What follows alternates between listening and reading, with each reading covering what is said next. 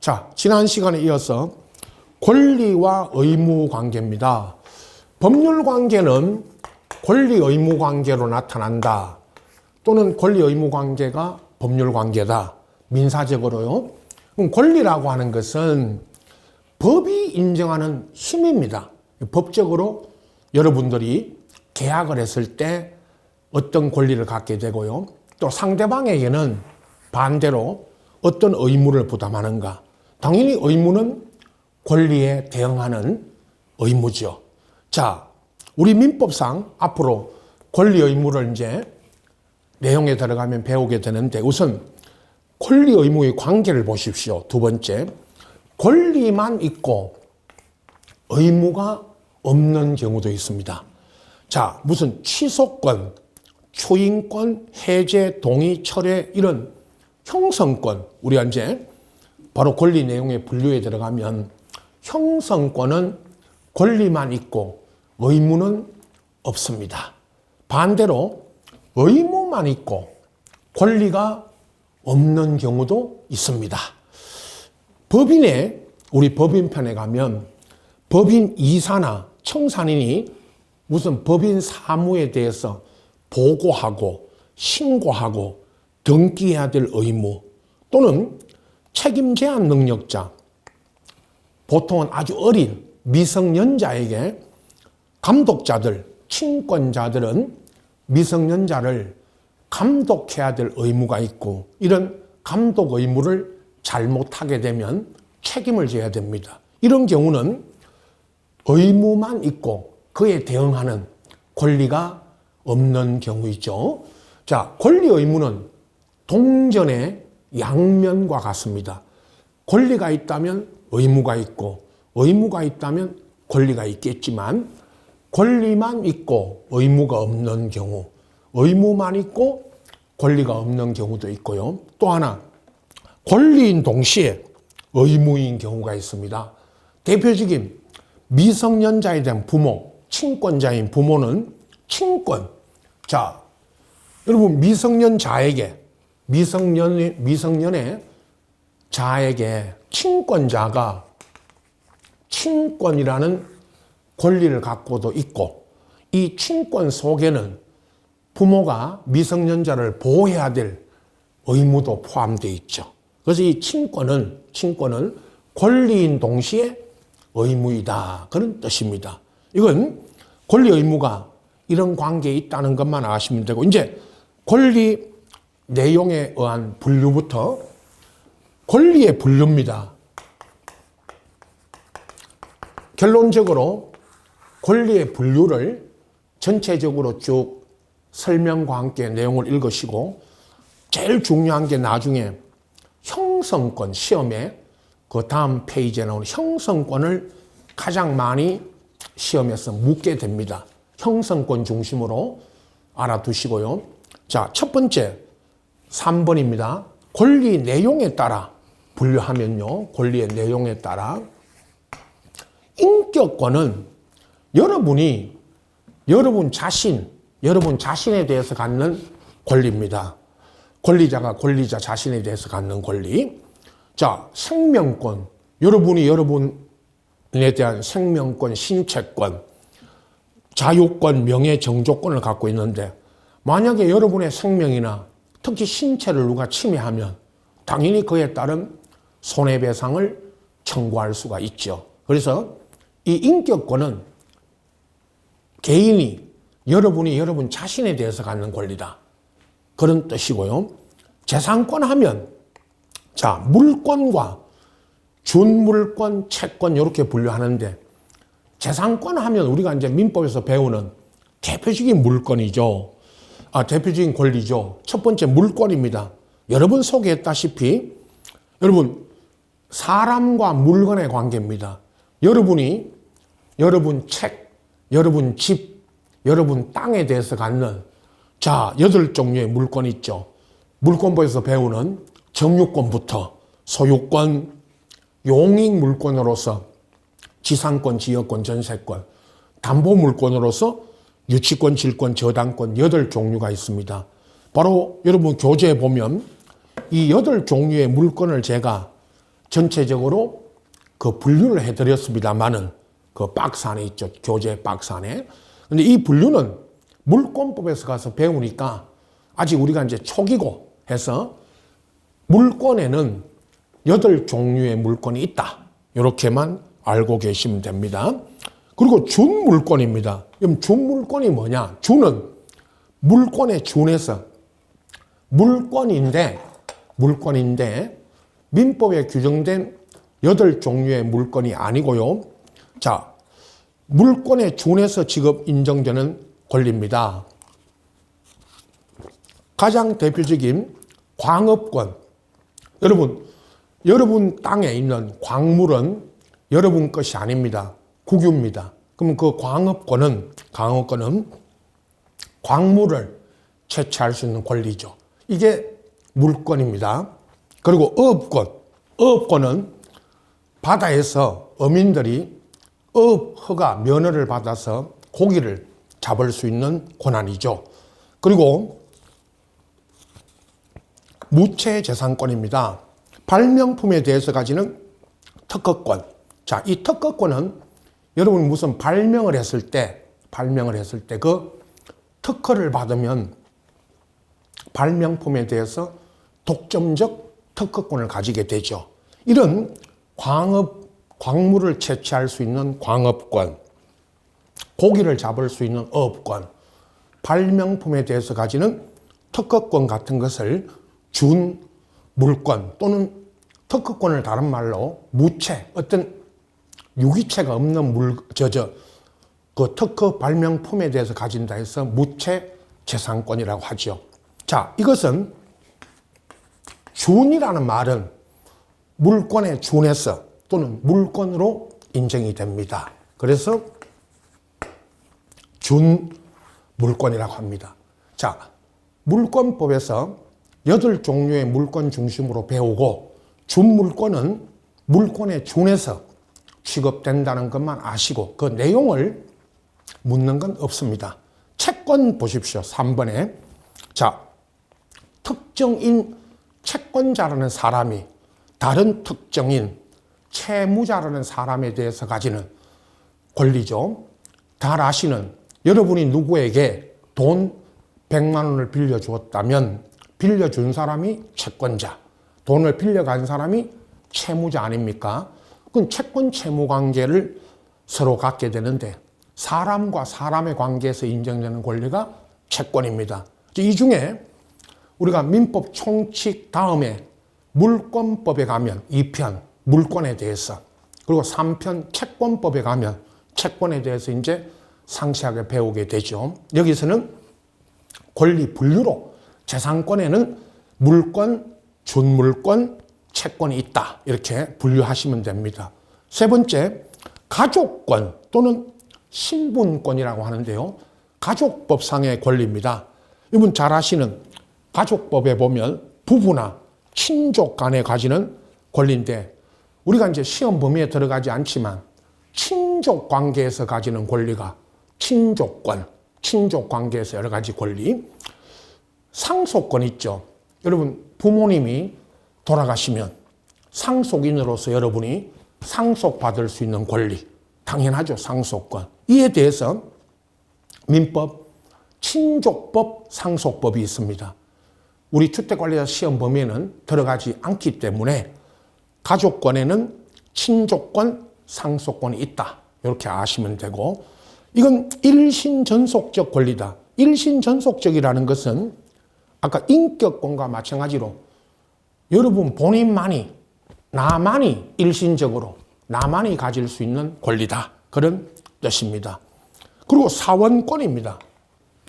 사원권은 우리가 배우는 사단법인, 사람들의 집단인 사단법인의 사원이 구성원으로서 가지는 권리입니다. 여러분이 사단법인의 사원이라면 주택관리사협회가 있습니다. 협회가 사단법인입니다. 그러면 그 협회 구성원들인 주택관리사들이 협회 구성원으로서 협회에 대해서 가지는 권리죠. 두 가지로 나누죠. 사원권은 우리가 의결권이라든가 사원총회에 나가서 의결하거나 감사로서의 지위에 있는 사람들이 감독하거나, 그리고 소수사원권, 요건 다시 보충 설명이 되어 있습니다만 밑에 3번에 소수사원권은 사원 5분의 1이 찬성하면 임시총회를 소집할 수 있는 권리가 있습니다. 그걸 소수사원권이라고 합니다. 그리고 이게 이제 공익권이라 하고, 그리고 이익 분배, 사단법인의 사원들이 무슨 이익을 분배해 달라거나 자녀재산, 법인이 해산했을 때 자녀재산을 분배해 달라고 하거나 법인의 각종 설비, 시설들을 이용할 수 있는 권리, 이런 걸 자익권이라 합니다. 이 공익권, 자익권은 사단법인, 법인편에서 사단법인 할 때 다시 한 번 더 설명드릴 겁니다. 지금은 사원권에는 공익권과 자익권이 있다, 이렇게 분류만 하시면 됩니다. 다음, 권리의 작용에 따른 분류인데, 여기 작용은 권리의 다른 말로 하면 권리가 어떤 작용을 하느냐, 그에 따른 분류입니다. 자, 지배권, 청구권, 형성권, 항변권이 있는데요. 미리 말씀드린 것처럼 형성권이 가장 중요하고 시험에 가장 출제 범위가 높은, 출제 빈도가 가장 많은 부분이 형성권입니다. 자세하게 설명드릴 거고요. 자, 지배권 보십시오. 첫 번째, 절대권, 대세권이라고 하는데, 여러분은 물권을 생각하시면 됩니다. 물권은 사람이 여러분이 물건을 직접 지배해서 이익을 얻죠. 당연히 물권은 지배권입니다. 그 외에 친권, 인격권, 무체재산권 있죠. 특허권, 이런 것들도 지배권입니다만은 지배권의 가장 대표적인 예가 물권입니다. 청구권은 권리자가 의무자에게 말 그대로 무엇을 청구할 수 있는 권리입니다. 가장 대표적인 게 채권적 청구권. 채권자가 채권에 기해서 상대방에게 청구할 수 있는 권리가 있고, 그 외에도 물권적 청구권, 물권법에 가면 물권자가 물권에 기해서 물권을 침해당하거나 했을 때 물건을 반환해달라, 이런 청구권이 있고요. 가족법에도 부양 청구권, 미성년자가 부모를 상대로 부양 청구권 행사하고, 부부간에는 동거 의무가 있고 동거 청구권, 이런 권리들이 가족법상의 청구권입니다. 그리고 형성권입니다. 자, 형성권이라고 하는 것은 권리자가 일방적인 의사표시로 권리가 행사되는, 권리 행사 효력이 발생하는 것이 형성권인데요. 자, 세 가지로 나누죠. 첫 번째, 권리자가 의사표시를 함으로써, 의사표시만으로서 효력이 발생하는 형성권이 상당히 많습니다. 우리 앞으로 배우는 동의권, 취소권, 추인, 해제, 해지권, 상계, 최고권, 철회권, 매매 예약 완결권, 약혼 해제권, 상속 포기권, 공유물 분할 청구권 등이 있는데요. 자, 취소권 보십시오. 여러분이 누구로부터, 상대방으로부터 사기당해서 계약을 했죠. 집을 팔았는데 사기당해서 집을 팔았죠. 그러면 사기당한 여러분이 사기를 친 상대방한테 가서 사기당한 계약을 취소하게 되면 취소한다는 의사표시만으로 그 계약은 무효가 됩니다. 그럼 이 취소는 취소권자가 취소한다는 의사표시를 함으로써 취소의 효력이 생기죠. 그걸 형성권이라 합니다. 권리자가 취소한다는 의사표시를 함으로써, 일방적으로 의사표시함으로써 계약이 소멸되고 효력이 없어집니다. 이걸 권리자의 일방적 의사표시만으로 효력이 생긴다. 법률관계가 소멸한다는 효력이 생긴다. 그래서 일방적 의사표시로 효력이 생기는 형성권이고요. 두 번째, 법원에 판결이 있어야, 법원의 판결이라는 것은 법원이 취소한다는 판결을 내려줘야 취소가 되는 경우입니다. 일방적 의사표시만으로는 취소되지 않습니다. 대표적인 취소권이 법원의 판결이 있어야 되는 게 채권자 취소권, 보충 설명드릴 겁니다.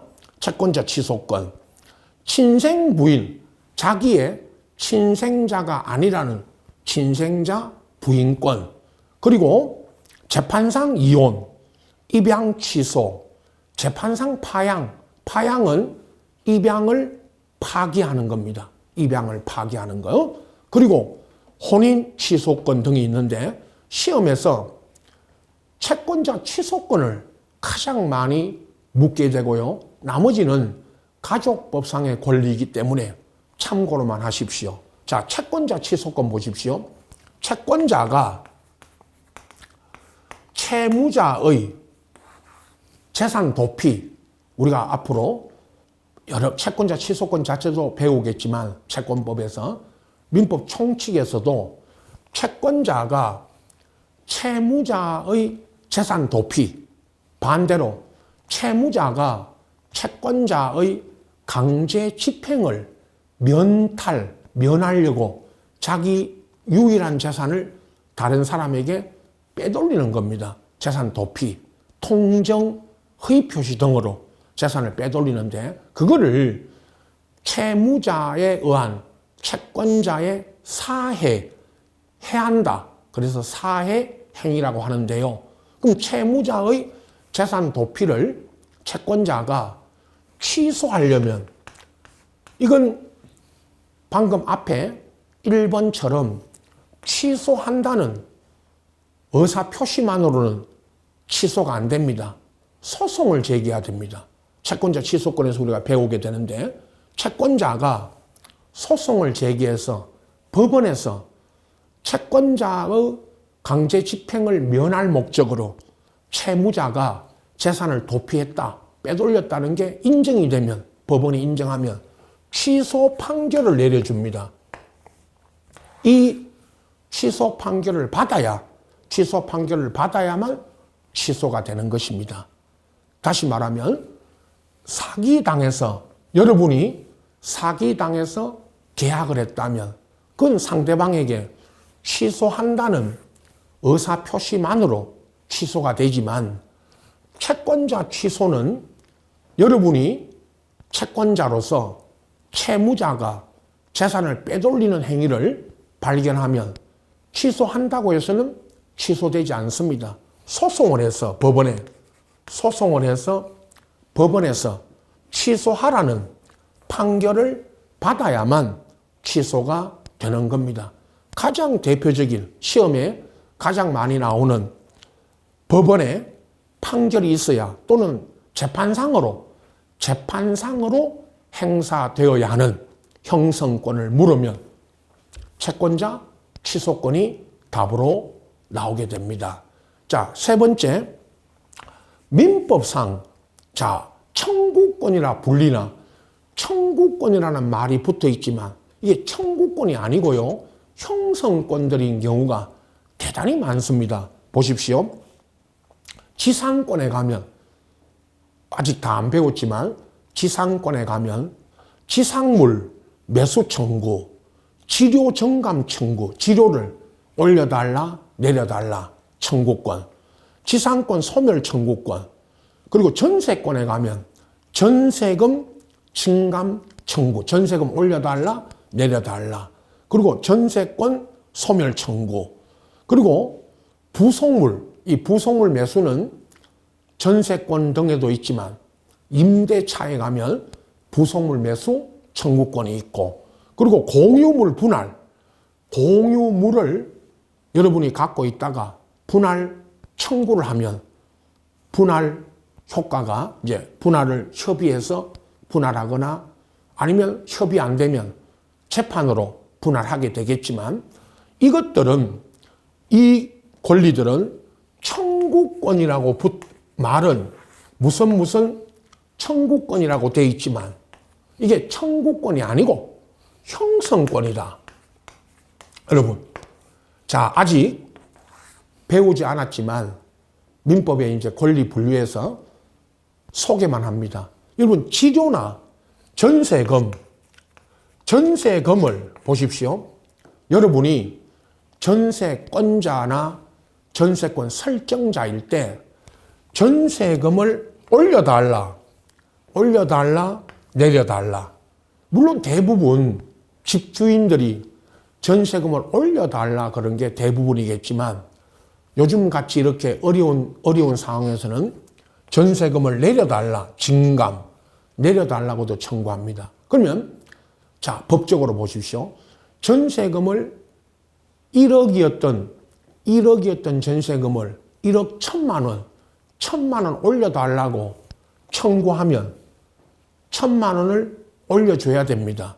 일방적으로 청구해 오면. 단 이제 협의가 안 되면 1,000만 원을 올려달라 했는데 전세권자가 1,000만 원이 없다, 못 올려주겠다 해서 합의가 안 되면 법원에 가서 법원이 정합니다. 올려주라, 올려주지 않아도 된다. 그러나 이 전세금 증감 청구는 청구하게 되면, 청구를 하면 바로 효력이 생깁니다. 단 그 액수에 대해서 당사자가 협의 안 되면 법원이 정하게 되는데, 보십시오.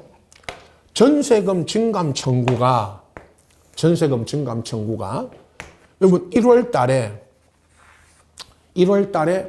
전세금을 올려달라고 해서 청구를 해왔죠.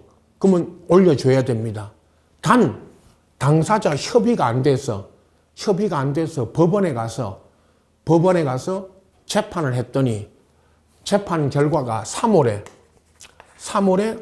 법원에서 1,000만 원 올려주는 게 맞다고 법원에 판결이 내려지면 청구했던 1월 달부터 바로 전세금을 올려줘야 됩니다.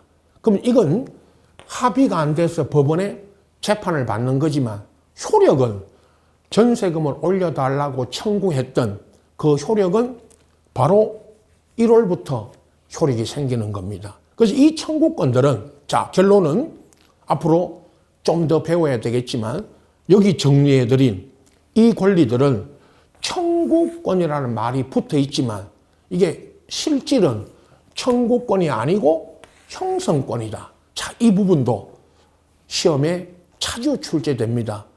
여기 있는 권리들 잘 정리하시고 물권법, 채권법, 나중에 계약법까지 다 배우시고, 다 설명 듣고 오면 배우시고 다시 한번 이 3번에 있는 이 권리들을 꼭 여러분 알고 계셔야 됩니다.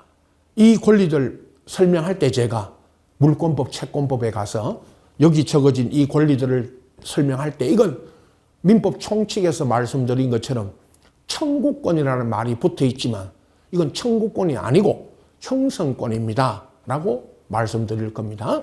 자, 대단히 중요한 게 2번에 있는 재판상으로 행사해야 되는 형성권, 3번에 있는 청구권으로 표현되어 있지만 실질은 형성권인 것, 이걸 그렇게 시험에 많이 묻는다는 거 다시 한번 강조드리고요. 자, 항변권은 뭐냐? 방금 위에서 말한 상대방의 청구권 행사에 청구권 행사를 거부한다거나 항변이라는 말은 주장, 거절을 주장할 수 있는 권리입니다. 말 그대로 항변한다, 대항한다 그런 뜻입니다. 자, 항변권에는 2번에 보시면 두 가지로 구분합니다.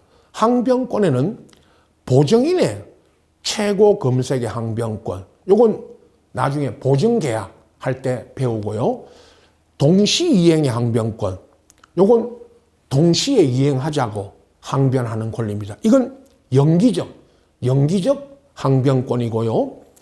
상속인의 한정 승인의 항변권, 이건 영구적 항변권입니다. 이 상속인의 한정 승인의 항변권을 우리가 배우진 않습니다. 시험 범위는 안 들어가지만 요 내용은 제가 설명드릴 테니까요. 그건 알아두시고, 자, 앞에 보증인의 최고 검색의 항변권은 보증계약할 때, 동시이행의 항변권은 계약법에 가서 설명드릴 겁니다. 거기 적어드린 437조라든가 536조는 시험 범위에 들어가게 됩니다. 다음, 상속인의 한정 승인의 항변권이 뭐냐? 보십시오. 여러분 꼭 알아두셔야 할 상식적인 권리입니다. 아버지가 돌아가시고 사망하시면 상속인 그러면 자식, 아버지니까 어머니 계시면 배우자, 어머니, 다른 형제, 자매들이 상속을 받게 되는데, 여러분이 상속인이다 라고 생각하시면 상속인은 상속을 포기할 수도 있고 승인할 수도 있습니다. 상속을 포기하겠다는 것은 어떤 재산이든 의무든 상속받지 않겠다. 승인은 아버지가 남긴 재산이든 빚이든 채무든 다 상속받겠다는 거죠. 자, 이건 상속인이 피상속인 아버지 사망하신 날로부터 3개월 내에 법원에 가서 포기 승인을 해야 됩니다. 그냥 포기한다 해서는 안 됩니다. 법원 가서 포기 승인을 법원에다가 제출해야 됩니다. 그러면 자, 아버지가 사망 당시에 아버지 재산이 많은지 빚, 채무가 많은지를 모를 때가 있죠. 그래서 재산이 많으면 그 재산으로 아버지가 남긴 빚도 있죠. 채무를 갚고 상속받을 수 있으면 승인하고, 반대로 빚이 아버지 재산보다 채무가 많으면, 빚이 많으면 그건 상속 승인하면 재산도 상속받지만 빚도 채무도 상속받아야 되니까, 빚을 갚아야 되니까 그때는 포기를 하게 되죠. 그런데 우리가 실질적으로 아버지가 남긴 재산이 많은지 빚이 많은지, 채무가 재산이 많은지 빚이 많은지 모를 때가 있죠. 그럴 때는 자, 한정승인을 합니다. 한정승인이 뭐냐? 한정승인은 아버지가 남긴 재산으로만 빚을 갚고, 아버지가 남긴 재산 가지고 빚을 갚고, 아버지 빚을, 재산이 남으면 상속받고, 그러면 재산이 적고 빚이 많아서, 아버지 채무가 많아서 남지 않으면, 재산이 없으면 아버지 재산으로만 빚을 갚고, 상속인, 내 고유재산, 상속인 재산 가지고는 아버지 빚을 갚지 않겠다는 한정 승인을 하는 겁니다. 아버지가 남긴 재산 가지고 빚을 갚고 남으면 상속받고, 모자라더라도 재산이 적고 빚이 많아서 모자라더라도 내 재산으로는, 상속인 고유재산으로는 빚을 못 갚겠다는 겁니다. 그럼 이제 한정 승인을 했다면 채권자들이 아버지 빚, 아버지에게 돈 빌려준 채권자들이 와서 상속인한테 와서 돈 갚아라 하면, 상속인은 나는 한정 승인을 했기 때문에 아버지가 남긴 재산으로 빚을 갚고, 모자란 경우에, 이 경우처럼 모자라면 내 재산으로는 빚을 못 갚겠다는 겁니다. 한정 승인했다고 아버지 채권자들에게 항변, 주장을 할 수 있는 거죠. 못 갖겠다고. 이게 한정승인의 항변권입니다. 요즘 상속 포기 승인이 아닌 한정승인을 많이 합니다. 한정승인을. 그렇게 되면 방금 말한 것처럼 아버지 재산으로만 빚을 갚고 모자라더라도 상속인 고유 재산으로는 안 갚는 거니까. 그래서 이렇게 항변할 수 있습니까? 그게 상속인의 한정승인의 항변. 이건 영구적으로, 영구적이라는 거는 영원히 한정승인했다고 영원히 항변할 수 있는 겁니다. 그럼 앞에 두 가지는 최고검색 동시행은 연기, 상대방의 청구권을 동시 이행할 때까지 연기시키는 겁니다. 말 그대로 연기적 항변권이죠. 이렇게 나눕니다. 항변권 이거는 시험에 나올 때 무슨 항변권이라는 말이 다 붙어 있잖아요. 그죠? 간단하게 그냥 항변권이라는 말이 붙어 있으니까 그렇게 이해하시면 되고요. 자, 다시 말씀드리는 형성권을 잘 봐두셔야 되고 권리의 성질에 대한 분류 가면요. 5번 절대권 상대권인데 절대권은 누구에게나 여러분이 물권, 소유권을 갖고 있다면 누구에게나 소유권을 주장할 수가 있죠. 누가 나타나더라도 그게 절대권입니다. 절대권은 물권, 무체재산권, 특허권 이런 것들하고 인격권인데요. 자, 여러분이 어떤 물건에 소유권을 갖고 있다면 누구에게나 소유권을 주장할 수가 있죠. 그게 절대권이고 상대권은 대인권 그래서 특정인에게만 주장할 수 있는 권리입니다. 상대권은 채권입니다. 여러분 채권자는 돈을 갚아라고 할 때 채무자에게만 돈을 빌려간 채무자에게만 돈을 갚아라 할 수 있고 누구에게나 돈 갚아라고 주장할 수는 없죠. 그걸 상대권이라고 합니다. 채권이 가장 대표적인 청구권이 상대권입니다. 그리고 6번째 권리의 독립성에 따른 주된 권리가 있고 종된 권리가 있습니다. 우리 앞으로 주된 권리는 말 그대로 독립적인 권리입니다. 대표적인 예가 금전 채권에서 원금 1억을 빌려주면서 이자를 매월 얼마씩 월 30만 원 이자를 주기로 했죠.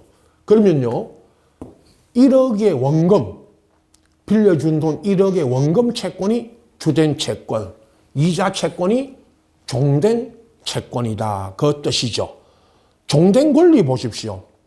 타 권리, 주된 권리에 종속된 권리입니다. 방금 말씀드린 원금 채권에 대한 이자 이외에도요. 여러분 피담보 채권 돈 1억을 빌리면서 은행 가서 여러분이 돈 1억을 빌리면 그게 이제 주된 채권이고 저당 여러분 집을 1억을 은행에서 빌리면서 저당을 잡죠. 1억에 대한 그 저당권이 종된 권리입니다. 주의하셔야 됩니다. 1억을 빌린 이 채권, 은행에서 1억 빌린 채권이 주된 채권, 저당 채권이 종된 채권입니다. 저당권에 가서도 설명드릴 거고요. 그리고 주채무자, 이건 돈 1억을 빌리는데 여러분이 주채무자고 여러분을 위해서 누가 보증을 썼죠. 보증인이 보증을 서면 주채무자가 갖고 있는 주채무가 주된 채무, 보증인이 부담하는 주채무자가 돈을 안 갚으면 보증인이 갚아주겠다는 이 보증인의 채무는 종된 채무죠. 이것도 주된 권리, 종된 권리와 같이 주된 채무, 주채무자의 채무가 주된 채무, 보증인의 채무가 보증 채무가 종된 채무입니다. 나중에 이런 건요, 우리가 이렇게 하죠. 주된 권리가 소멸시효로 소멸하면 원칙적으로 다른 특약이 없는 한 주된 권리가 소멸시효로 소멸하면 종된 권리도 소멸합니다. 다른 특약이 없는 한 원칙적으로. 그때 주된 권리, 종된 권리가 나오고요. 또 주된 권리가 처분되면 주된 권리가 다른 사람에게 이전되면 특약이 없는 한, 다른 특약이 없는 한 종된 권리도 따라서 이전하죠. 단 특약이 있으면 특약이 합니다. 그때 이제 주된 권리, 종된 권리가 문제되죠. 자, 여기까지 권리의 분류고요. 다음 3절에 가면 권리의 경합과 충돌인데요. 자, 이것은 뜻과 그 효과만 잘 보시면 됩니다. 권리의 경합이라는 것은 권리와 권리가 경합이 되는 겁니다. 여러분 보십시오. 권리의 경합이란 하나의 법률 관계에서 수개의 권리가 동일 목적을 가지고 경합한다. 예를 있죠. 여러분 예를 잘 보십시오. 거기 권리의 경합의 의의 2번. 자, 임대차. 여러분 임대인하고 집주인, 임대인하고 임차인 간에 임대차 계약을 했고 임대차 계약에서 기간 만료, 이 집을, 건물을 임대했는데 기간이 만료되면 임대인은 임차인에게 자, 두 개의 권리를 갖게 됩니다. 하나는 임대차에 기해서 임대차 계약에 기해서 임대차가 끝났으니까 기간 만료로 임대차가 종료됐으니까 임대차 계약에 기해서 이 건물을 반환해달라고 청구할 수도 있고요. 또 하나는 소유권. 자, 임대차 기간이 끝나면 임대인이 소유자니까 소유권에 기한 반환 청구권을 갖게 되죠. 이 두 개의 권리가 자, 소유권에 기한 반환 청구권과 임대차 계약에 기한 반환 청구권을 갖게 되는데 이 두 개의 권리가 경합이 됐죠. 그러면 어느 하나를 임대인은 소유권에 기한 반환 청구든 임대차에 기한 반환 청구든 어느 하나를 권리 행사해서 반환받게 되면 다른 권리는 따라서 소멸합니다.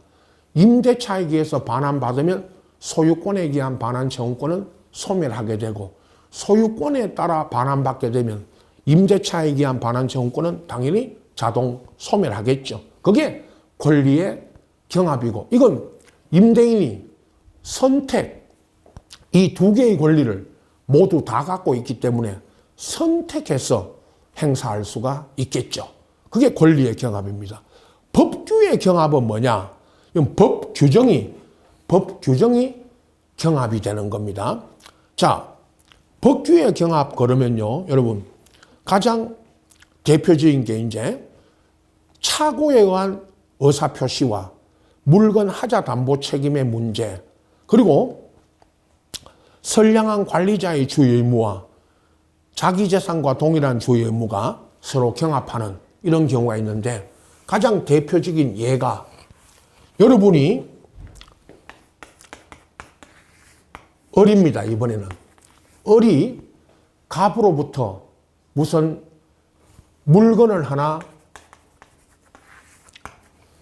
샀는데 물건 하나 매매 등을 해서 샀는데요.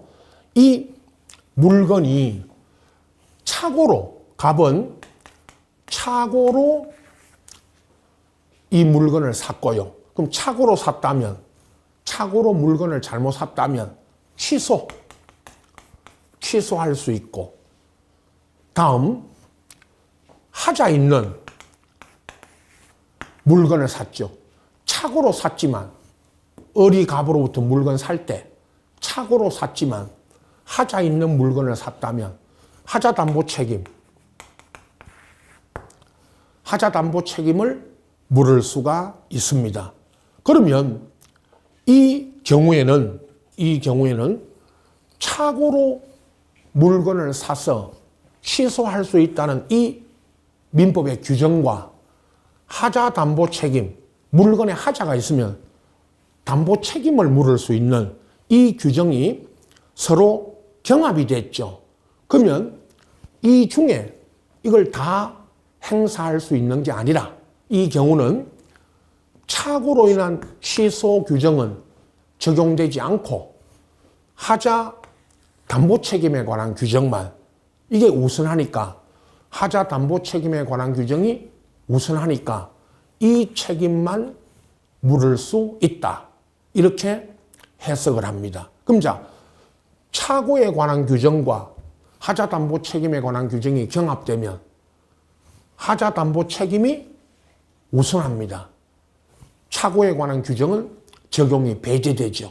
이런 경우고, 다음 우리가 이제 앞으로 민법에 가면 어떤 재산 관리하는 관리자가 선량한 관리자의 주의 의무하고 자기 재산과 동일한 주의 의무가 충돌되면 선량한 관리자의 주의 의무가 우선합니다. 그게 더 무거운 의무이기 때문에, 그럼 선량한 관리자의 주의 의무가 적용될 때는 자기 재산과 동일한 주의 의무는 적용이 안 되죠. 다시요. 선량한 관리자의 주의 의무는 일반, 보통, 평균인에게 요구되는 주의 의무고, 자기 재산과 동일한 주의 의무는 말 그대로 자기 재산에 대한 의무와 같은 의무입니다. 그럼 이 중에 선량한 관리자의 주의 의무가 더 무거운 의무이기 때문에 선관 주의 의무와 자기 재산에 대한 주의 의무가 경합되면 선관 주의 의무가 우선하는 겁니다. 이걸 법규의 경합이라고 합니다. 자, 다음 권리의 충돌이라고 했지만 권리 상호 간에 어느 것이 우선하느냐 그겁니다. 자, 물권과 물권이, 자 2번입니다. 물권과 물권이 충돌하면 그건 어느 물권이 우선하느냐. 자, 소유권과 지상권, 저당권 등 제한 물권이 충돌하면 항상 제한 물권이 우선합니다. 그건요, 무슨 말이냐.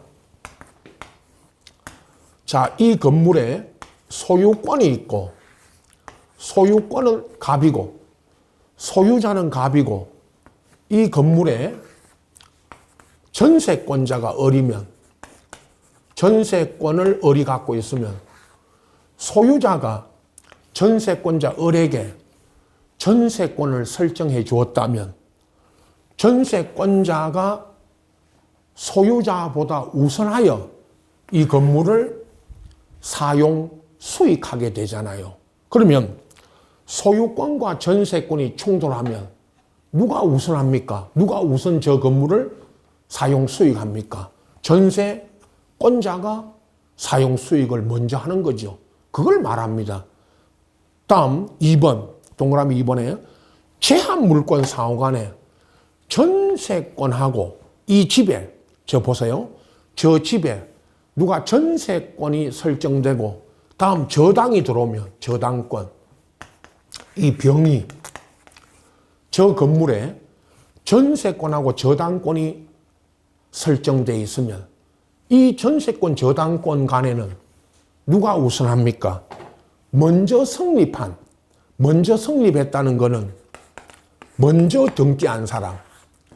전세권이 먼저 등기했으면 1번 전세권, 다음 저당권이 들어오면 2번 저당권이죠. 그러면 전세권이 저당보다 등기를 먼저 했으니까 전세권이 선순위, 저당이 후순위죠. 반대로 저당이 먼저 들어오고 저 건물에 저당이 먼저 잡히고 전세권이 들어왔다면 저당권이 1순위, 전세권이 2순위면 저당이 선순위, 전세권이 후순위가 되죠.